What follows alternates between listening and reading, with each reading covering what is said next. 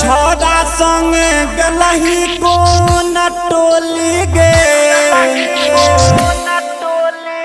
लाल पियर लागै छौ छौरी तो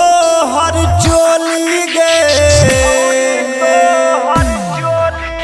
होली में गई होली में के रंग लगल कौ चोली में होली में गई होली में के रंग लगल कौ चोली में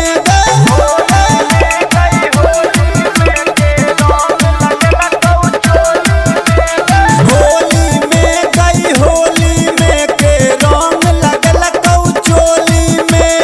होली में गई होली में के रंग लगल कौ चोली में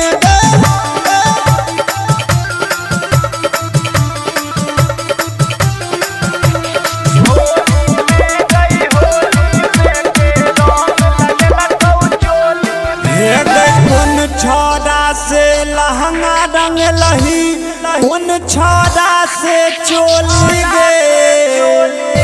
भोरे भोरे गे लड़ाही यादो जी के टोली गे होली में गई होली में के रंग लगल कौ चोली में होली में गई होली में के रंग लगल कौ चोली में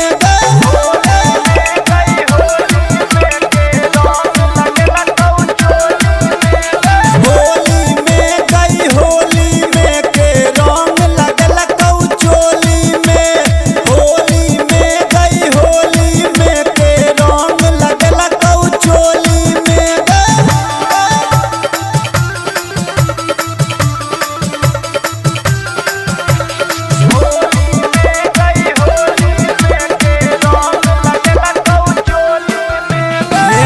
लाल लहंगा छौरी तोहर